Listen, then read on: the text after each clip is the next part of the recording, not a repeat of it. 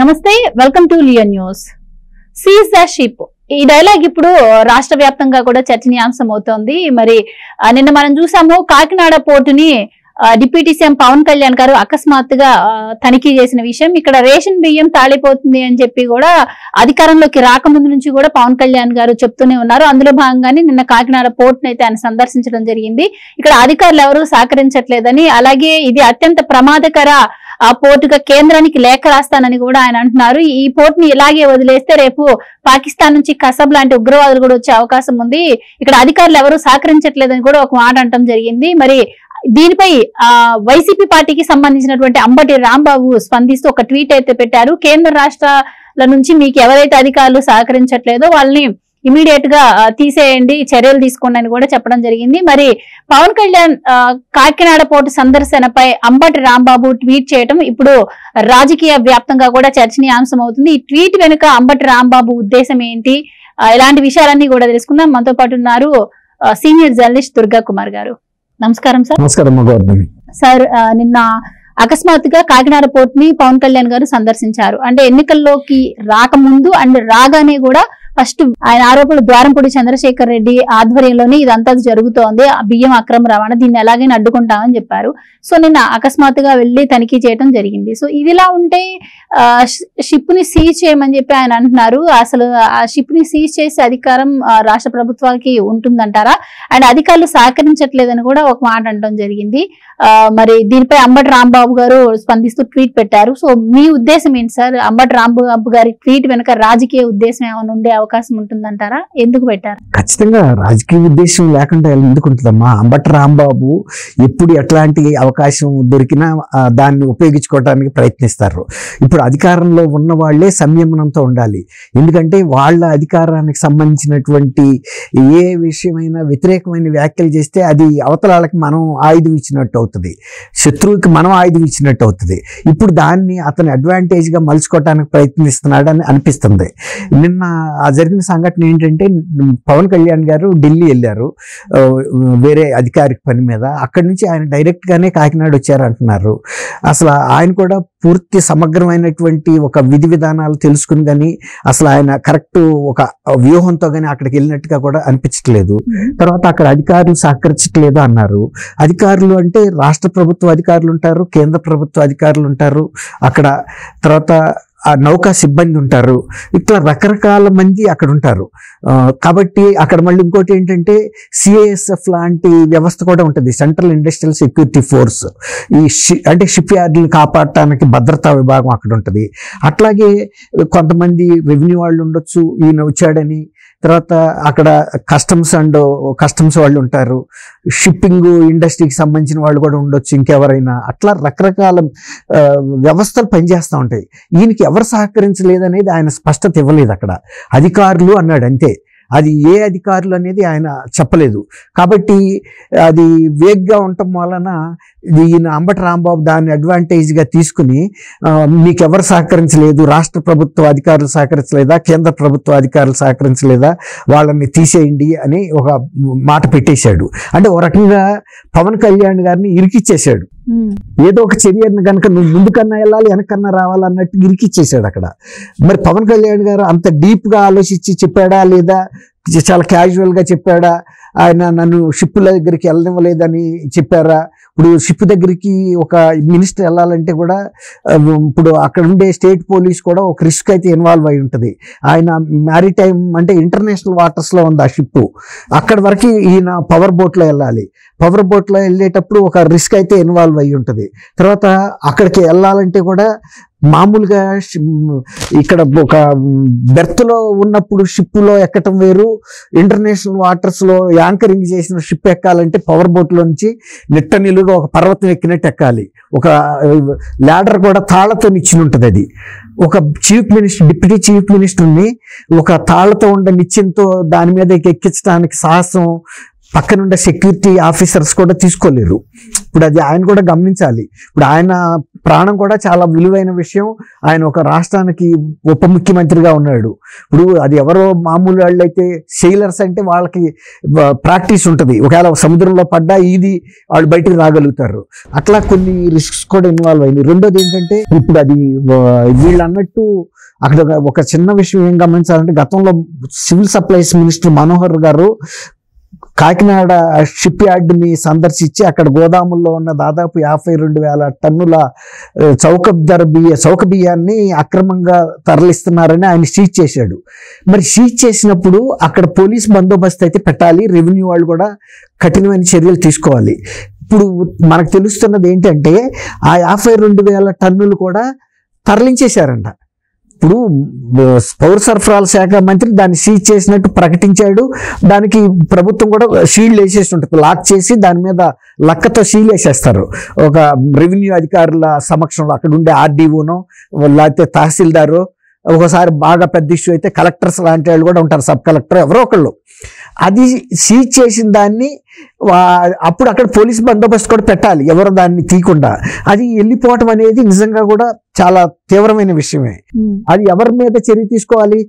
అప్పుడు అది కేంద్ర ప్రభుత్వం వాళ్ళు చేశారా, లేకపోతే ఆ షిప్ యార్డ్ అధికారులు చేశారా, లేకపోతే ఎవరైతే ఎక్స్పోర్ట్ చేస్తున్న సంస్థలు ఉన్నాయి కదా కొన్ని సంస్థలు. ఇప్పుడు ద్వారంపూడి చంద్రశేఖర్ రెడ్డికి సంబంధించిన బ్రదర్ ఒక ఆయన ఉన్నాడు అంటున్నారు. వాళ్ళకి సంబంధించిన ఒక సంస్థ దాదాపు ఒక 5-6 సంస్థలను వాళ్ళు ఫ్లోట్ చేసి ఎగుమతులు చేస్తున్నారు. అసలు విషయం ఏంటంటే ఇక్కడ ఇది చౌక ధర బియ్యాన్ని ప్రభుత్వం రూపాయికి ఇస్తుంది.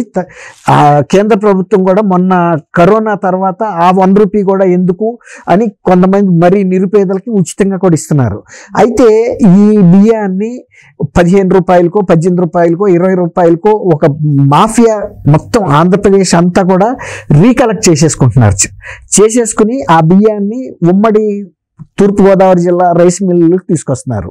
తీసుకొచ్చి వాటిని ముడి బియ్యంగా ఉంటే దాన్ని కొంచెం పాలిష్ చేసేసి మంచి ప్యాకింగ్ కలర్ఫుల్ బ్యాగుల్లో ప్యాక్ చేసేసి ఎక్స్పోర్ట్ చేస్తున్నారు.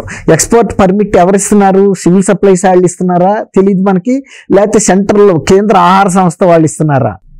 పర్మిట్లు అయితే ఇస్తున్నారు, అయ్యేం అక్రమంగా అయితే వెళ్ళటం లేదు. అక్రమంగా వెళ్ళవు కూడా. ఎందుకు వెళ్ళవంటే షిప్పులు కూడా అక్రమమైన వాటిని రవాణా చేస్తే వాటిని సీజ్ చేసే అధికారం ఉంటుంది ఎవరికి? కస్టమ్స్ వాళ్ళకి కానీ లేకపోతే కేంద్ర నౌకాశాఖకు కానీ. తర్వాత ఇంకోటి ఏంటంటే షిప్స్ అనేది అంతర్జాతీయ జలాల్లో ప్రయాణిస్తూ ఉంటాయి కాబట్టి సహజంగా ఏ దేశాలకి కూడా వాటి మీద అధికారం ఉండదు. ఆ దేశం జలాల్లోకి వచ్చి యాంకరింగ్ చేసినప్పుడు వాటి బాధ్యత ఆ దేశాలకు చిక్కుతుంది. అది కూడా పరిమితమే, అంతే తప్ప ఏమైనా చిన్న చిన్న అంశాలు ఉంటే వాటికి సంబంధించిన దేశాలకి ఎంబసీల ద్వారా కంప్లైంట్ చేస్తారు ఏదన్నా తప్పు జరిగితే.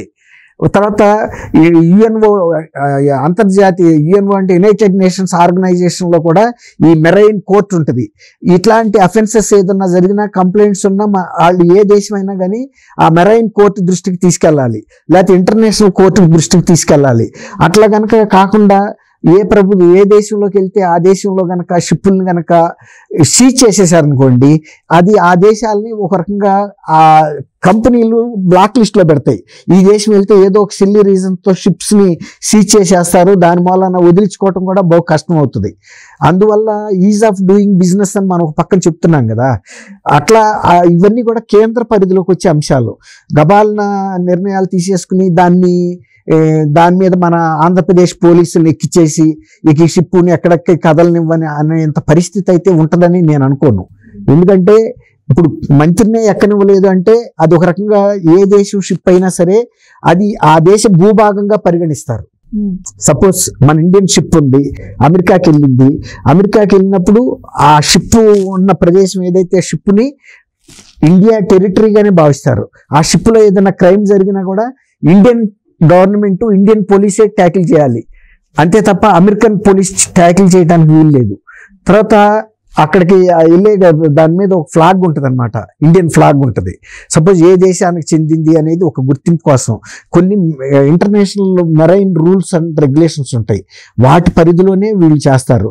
నేను అనుకోవటం వీళ్ళు నిన్న ఆఫ్రికన్ షిప్కి ఇంకోటి ఇంతకుముందు మీకు చెప్పడం మర్చిపోయింది ఏంటంటే, వీళ్ళు 15-20 రూపాయలకి కొని ఒక మాఫియా తూర్పుగోదావరి దగ్గరికి తీసుకెళ్ళి ఆ రైస్ మిల్లుల్లో దీన్ని పాలిష్ పట్టి మంచి కలర్ఫుల్ బ్యాగుల్లో ప్యాక్ చేసిన తర్వాత ఆఫ్రికన్ దేశాలకి 70 రూపాయలు చొప్పున వాళ్ళు అమ్మటానికి అగ్రిమెంట్ చేసేసుకున్నారు.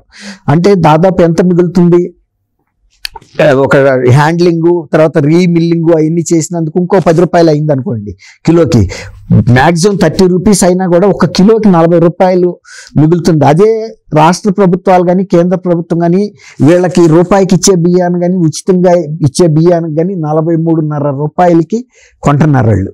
ప్రభుత్వాలు కొని సబ్సిడీ మీద ఇస్తున్నారు. వాళ్ళు వీళ్ళకి అమ్మేది దాదాపు సగం రేటు కూడా అమ్మట్లేదు, ఎంత తక్కువ కంటే వీళ్ళు అదొక ఎక్స్ప్లాయిట్ చేస్తున్నారు పేదల్ని. ఇప్పుడు అది పట్టుకోవాలనేది ఈయన ఉద్దేశం, మన పవన్ కళ్యాణ్ గారు. కానీ దాన్ని ఎవరి ద్వారా చేయాలనేది చేసి ఉంటేనే ఒక రకంగా ఉండేది. నిన్న ఆయన సడన్ గా వెళ్ళటం వలన అక్కడ కూడా అధికారులు అప్రమత్తంగా లేరేమో అనిపించింది నాకు. అంటే ఎప్పటి నుంచో వస్తా అంటుంటే అధికారులు ఎవరు కూడా చెప్తున్నారు. ఒక రకంగా ఇది ఒక డేంజరస్ పోర్ట్ గా ఉంది, రేపు ఏదైనా ఇక్కడ జరగవచ్చు అని ఆయన ఆవేదన చెందుతున్నాడు. కసబ్ లాంటి వాళ్ళు కూడా రావచ్చు అని. అక్కడ ఆ పోర్ట్కి రావక్కర్లేదు. సీ షోర్ మనకి దాదాపు ఒక 1900 కిలోమీటర్లో 1800 కిలోమీటర్లో సీ కోస్ట్ ఉంది ఆంధ్రప్రదేశ్కి. దానికి మ్యారిటైమ్ పోలీస్ అని ఉంటుంది. తర్వాత అవి కాకుండా కూడా ఈ కోస్ట్ గార్డులు కూడా చూతానే ఉంటాయి. అయినా రావటానికి నిజంగా ఎవడన్నా విదేశస్తులు రావాలంటే నిజంగా ఏ కంట్రీకైనా సరే, ఏ కంట్రీకైనా సీ కోస్ట్ పెద్దగా ఉంటుంది, ఛాన్సెస్ అయితే ఉంటాయి. లివ్ అని అయితే ఎవరు అనరు, ఖచ్చితంగా ఉంటాయి. వీళ్ళు ఎంత కోస్ట్ గార్డ్ ఒక పక్క నుంచి వస్తుంటే వాళ్ళు ఫిషింగ్ బోట్స్ లో వస్తారు వచ్చేవాళ్ళు. ఫిషింగ్ బోట్లో ప్రతి ఫిషింగ్ బోట్ ని అది ఏ దేశం ఉందని చూడలేరు. గతంలో ఇంకోటి ఏంటంటే మన ఇండియన్ ఫిషింగ్ బోట్ లోనే వచ్చారు వాళ్ళు పాకిస్తాన్ బోట్లో వచ్చినా కూడా దాన్ని అక్కడ వదిలేసి ఇండియన్ ఫిషింగ్ బోట్ వాళ్ళని సంపటం ఏదో చేసి పక్కన పడేయటం చేశారు, సముద్రంలోకి తోసేసి ఇండియన్ బోట్లో వచ్చారు. ఇండియన్ బోట్ని చెక్ చేసి చేయరు కదా, దూరం నుంచి చూసినా కూడా వీళ్ళకి ఇండియన్ రిజిస్ట్రేషన్ నంబర్స్ ఉంటాయి కాబట్టి ఇండియన్ ఫిషర్మెన్ అని అనుకుంటారు. ఆ రిస్క్ అయితే ఎప్పుడు ఉంటుంది. కాకపోతే మెరైటైమ్ పోలీస్ స్టేషన్ని స్ట్రెంగ్తన్ చేయాలి, తర్వాత కోస్ట్ గార్డుని ఇంకా కొంచెం ఎక్కువ పెట్టాలి, ఇంకా కొంచెం కోస్ట్ గార్డ్ కన్నా కూడా ఇంకా చిన్న బోట్స్ కొన్ని పెట్టి లోకల్ పోలీసులను కూడా కొంత ఉపయోగించుకోవచ్చు. ఆ రిస్క్ అయితే ఉన్నమాట వాస్తవం. ఇప్పుడు ఈ పర్మిట్ లేకుండా వాళ్ళు ఆఫ్రికన్ కంట్రీకి చెందిన నౌకలో లోడ్ చేస్తారని మనం అనుకోం, కానీ పర్మిట్ వ్యవస్థలోనే లోపం ఉంది. అక్కడ పట్టుకోవాలి. మన వైపు నుంచి జరుగుతున్న లోపాన్ని మనం పట్టుకోవాలి. అది కేంద్ర ప్రభుత్వాలు ఇస్తున్నాయా ఆ పర్మిట్, రాష్ట్ర ప్రభుత్వాలు ఇస్తున్నాయా అనేది పాయింట్. అంతేగాని ఒకసారి మనం పర్మిట్ ఇచ్చిన తర్వాత ఆడేదేమి చట్ట వ్యతిరేకంగా తీసుకెళ్తుందని మనం అనలేము ఆ షిప్పింగ్ కంపెనీని. తర్వాత అలౌ చేస్తున్న కస్టమ్స్ వాళ్ళని కూడా మనం అనలేము. ఎందుకంటే భారత ఆహార సంస్థ లేకపోతే కేంద్ర ఆహార సంస్థ లేకపోతే ఆంధ్రప్రదేశ్కి చెందిన వ్యవసాయ శాఖ ఎవరో కానీ ఒక పర్మిట్ అయితే అధికారికంగా ఇస్తున్నారు, ఇవ్వబట్టే వెళ్తున్నాయి. అది అక్కడ పట్టుకుంటే ఆటోమేటిక్గా దొరికిపోతుంది. అంతే తప్ప మనకు లేని అధికారాలకి కనుక షిప్పుల మీదకి వెళ్తున్నాం అంటే అది కేంద్ర ప్రభుత్వం మీద కూడా ఒక బ్యాడ్ రిఫ్లెక్షన్ గా అనిపిస్తుంది, ప్రతిబింబిస్తుంది. ఇది మరి అత్యంత ప్రమాదకర పోర్టుగా కేంద్రానికి లేఖ రాస్తానని కూడా చెప్పారు కాబట్టి కేంద్రం కూడా ఇంటర్వ్యూన్ అవుతుంది. ఖచ్చితంగా కేంద్రం కూడా ఇంటర్వ్యూన్ అయ్యి గైడ్ లైన్స్ ఇస్తుంది. ఈ పోర్ట్ నిర్వహిస్తున్నటువంటి సంస్థకి కాకినాడ పోర్ట్ ట్రస్ట్ కి గైడ్ లైన్స్ ఇస్తుంది. ఇక బియ్యాన్ని మీరు ఎక్స్పోర్ట్ ఇక నుంచి చేయొద్దు, ఒక్క గింజ కూడా బియ్యం ఎక్స్పోర్ట్ అవడానికి వీల్లేదు అంటే పరిమితులు పెడతారు. ఫలానా శాఖ నుంచి మీకు పర్మిట్ ఉంటే మాత్రమే చేయండి, అదర్వైజ్ నో అని కూడా అట్లా ఇన్స్ట్రక్షన్ అయితే ఇచ్చే అధికారం ఉంది. Thank you so much. Thank you Govardhan. Please subscribe to Leo news for more videos.